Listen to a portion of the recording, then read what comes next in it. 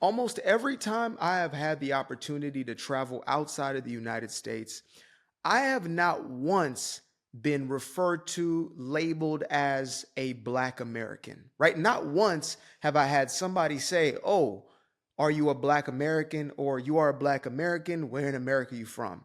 Every single time, without a shadow of a doubt, when they ask me about, where I'm from, they say, "Oh, you must be American. Are you from America?" Right? Not once. And I've had quite my fair share of social interactions. I can be very social when it comes to social situations. And then the rest of my life, I'm very reclusive and introverted. And, I'm cool just being behind a screen and doing my thing low key at the house, right? I'm cool with that type of lifestyle. But when I've had engagement interactions with people, whether it was, somewhere in Antwerp or somewhere in Brussels or, somewhere in Ghana, those people ask me based upon my nationality or the place in which I reside as opposed to my skin color. And that really had me thinking, well, if they're not viewing me as a quote unquote Black American or African American or whatever it may be, then why is it that I still have this sort of fixation with that label, right? Why is it that the very first thing that I think of when it comes to those I am closely connected to or those who are like me is those who look just like me? Not based upon the culture of the country itself, but instead on the quote unquote culture of the color. Now, again, I understand that there can be similarities based upon ethnicity and things of that nature, right? I understand that without a shadow of a doubt. But I've also come to accept that much of what I held as my identity was actually rooted in something very shallow. And it stopped me from being an individual, seeing myself outside of the quote unquote monolith, right? I saw myself as Black or African American. I literally am African American. I was naturalized into becoming a United States citizen. I've lived in the States more of my life than not. And that is the culture that I know best, that I understand. That's what I was raised in. That's what I know, right? Born in Africa, but this is the life that I've known. Some call me a tether and they say you can't talk about certain things. But look, I can only talk about the experience that I've had and what I have been willing to research into depth, right? But even with all that being said, I still felt that my loyalty was supposed to be to a race. And this is something that you find on like the far right, the fringe right, as much as you find on most of the left, right? When it comes to political affiliation, etc., is this idea of, well, there are races and you relate most to those who are within your own race. And I believe that is actually a destructive mentality for a multitude of reasons. And one of those being, what about when the people who look just like you are problematic? Do I have to be loyal to somebody just because they have the same skin color as me, even if they are destructive, right? If they're engaging in destructive behaviors, they're engaging in criminality, they're out there in the streets, they're for the streets, right? These people drag chaos with them everywhere they go. Should I be responsible to protect that individual, to coddle that individual, to see that person as my people, right? There's this thing, skin folk is kinfolk, and then now there is, all skin folk ain't kinfolk. And I'm actually more resonant with that, even though it's oftentimes used, as an insult towards Black folk who just don't subscribe to the Democratic plantation and those ideologies, right? I still believe that there is relevance in that saying. All skin folk, most skin folk ain't kinfolk. Most people aren't going to be resonant to me. That's God honest truth. I don't drink. I don't smoke. I don't fool around and mess around. I ain't stepping out of my relationships. I will cut you off if you are somebody in my life and that's what you engage in and indulge in. You understand me? I understand maybe you're going through some hard times or whatever, and you find yourself on a bottle or whatever it is, and you're my people. I'm going to do my best to be as helpful as I can if you genuinely want to change. But if you're somebody who's stepping out on your wife, that ain't no damn mistake. That's a choice. You lack moral character. You lack integrity, right? You break your promises consistently. You have no integrity. You're not my people. It's really that simple. Like it's been such a hard transition to make because at first you feel like, well, that means I'm abandoning such a huge part of what I am, not understanding that this is an identity that you have been given based upon your skin color. And I don't give a damn who it is that sees me through that lens. Why should I be the one to see me through that lens? Why should I see myself from such a limited perspective? I'm not saying that I don't acknowledge all the aspects of what I am, including my melanin skin, which is a beautiful thing. Why is it beautiful? Well, because it's a part of who I am. It's a part of what makes me me. But it is not what identifies me. It is not who I am.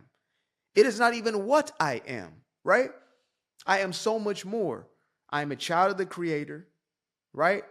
Created with infinite potential and possibility, with a purpose that I was essentially born to usher into this life just as the rest of us are. That's what I am. I am human. And I'm here to experience all that it is to be human. I am that. Now, I can say I'm black. I can say, I was born in this place. This is my nationality. This is my allegiance. This is my religion. I can put all of those on top of it, but they still are not the foundation of who I am.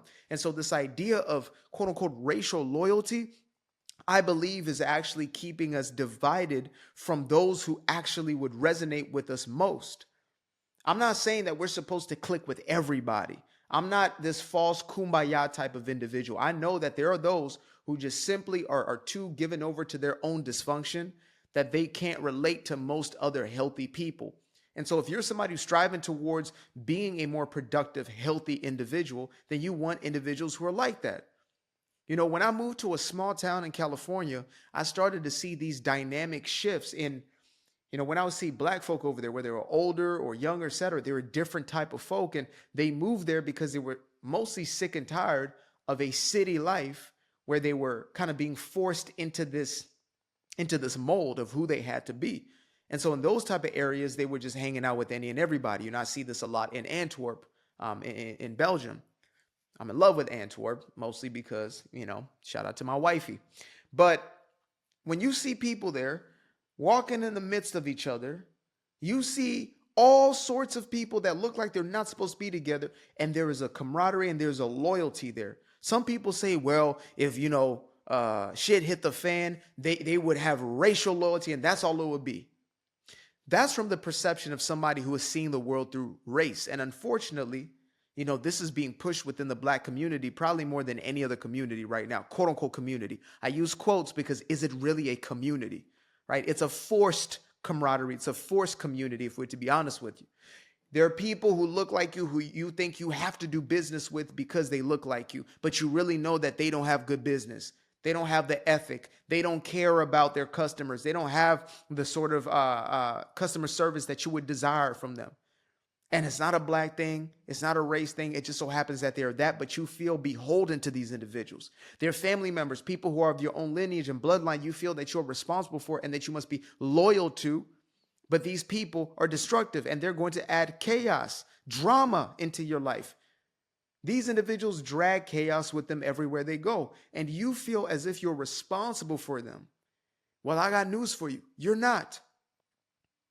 There is no racial loyalty in the same way as there loyalty amongst the race that is called humanity, right? I believe there are a lot of trustworthy people and there are a lot of untrustworthy people. And I want to deal with those who are trustworthy, those who have developed a self-trust and therefore, can be trusted throughout life, those who move with integrity. But that's never had anything to do with the race or ethnicity. And you are fooling yourself if you think that this one race has more people that are loyal, more people that are stand up, upright, or whatever it is than the next race does. You are a fool if you're moving through life with that. That's how you'll fool yourself into getting into a damn situation based upon identity politics. Well, they look like me, they speak like me, they come from the same type of environment maybe I came from, and that's what you base it off? No, I want to know who they are. I don't give a damn what the external may say. I don't give a damn if they are my doppelganger. I want to know what your heart is about. I want to know what type of thoughts you engage in. What are your habits? What are your characteristics and traits? How do you move through life? Can I trust you with the people that I love? You know, as a man, it's like, as a man, I say, if I can trust that man to be around my wifey or be around, my kids to be or whatever it is, if I can trust you with that, you're trustworthy. If I have to question whether or not you're going to try to mac on my girl, get at my lady or whatever it is, be weird around the kids. Like if I got to question that, then you're not my people. I don't give a damn if you look just like me. Oh, but we got to stick together. No, we don't. We do not have to stick together. My loyalty is reserved for those who show up in life in a certain way continuously. Not the pretend, not just for right now, not when you want what you want. I tell you yes, oh, you my best friend. I tell you no, now I'm your worst enemy. No, I need you to be consistent. I only want to deal with people who are emotionally mature enough to go through life, process their own emotions, not make everybody else responsible for their emotions, and we can be an asset to each other's lives. I don't need any baggage. I got enough of my own. I got enough stuff going on. My plate is completely full. If you're coming into my life, you got to be an asset because I know I'm going to be an asset in yours without a shadow of a doubt. I don't need another friend. I don't need another whatever it is. I don't need a brother, a sister. No, no, no, no. Don't play me like that. A lot of people will play you out your position. This is something my girl really put me on, because we both have an African background, right? And she said, you know, it's amazing how the brother and sister thing is used, but it's really only used as a means to basically gain access. I said, man, that's real. Because every time somebody, hey brother, hey, say, hey brother, dun dun dun dun. I don't know why that's just started jamming in my head. Every time somebody, hey brothers, you, hey sisters, you. Okay, maybe sometimes it's genuine, but a lot of the time it's because, oh, I can likely get some of, from you or whatever it is. I'm trying to make this bond. What if I tell you no? What if you start to see that I don't believe what you believe? Are you still going to be my brother, my sister, if I believe something completely in contradiction to what you believe? If so, then beautiful. We don't have to have the same political affiliation, religious, whatever. We don't have to have any of those, just as long as there can be a mutual respect and a trust there. But if that doesn't exist, and you're really a trifling individual, you are not my brother, you are not my sister. I don't want to be involved with you. I'm good. My plate is full, as I said. Racial loyalty. I'm calling this video the myth of racial loyalty. There's even this myth that, well, white people stick together. Which white people? Which ones? If you're thinking of, let's say, the corporate world, and you're thinking that has to do with whiteness, that has to do with who they believe is going to be the most beneficial. It just so happens that there's more folks who might not even want to do business with them because they're so fixated on race, when they're kind of not really focused on that at all. If they know they can make money with you, you understand me? That's green loyalty. That's money loyalty right there. That's capital loyalty. But you want to talk about racial loyalty. Oh, well, they just hire people off the basis of race. If they do, then they might be thick in the head. Anybody who does it just based off of race alone, you're a little bit slow, and you're going to soon find out when you get screwed over by people who look just like you, because that's what you made your affiliations off of, right? What you're seeing in most cases is, let's say, ethnocentric. Okay. The Jewish community, they're going to create within their own, right? The Chinese come and create Chinatown and do business within that space. But if you want to say, well, they, technically have race loyalty as Asian and Asian, there's other Asians who you may mistake for them that they're not willing to do business with. There are people in their own communities they will not do business with. Go to the Jewish community. See what happened to Bernie Madoff. That man right there got cut the hell off. His own children and wife did not want his ashes because he was such a disgrace to their last name. He was such a disgrace that the Jewish community shunned him forever. He finessed them. He was a scammer. He was a degenerate human being. And so they rejected everything he stood for, even though they were Jewish as well. And we need to do the same thing for those who we are, oh, well, they're one of us, but that's one of our, no, they said, that's not our people. You're not one of us. You are a criminal, a scammer, a degenerate. We're not going to claim it. You're not one of us. That's why I'm not a fan of this racial loyalty. I'm loyal to those who are loyal to themselves and their highest aspiration of self. What I mean by that is this. Sometimes I'll be saying things and, I come from a psychology background and I come from a personal development background. Let me just simplify things. A person who is aspiring towards the best version of who they are.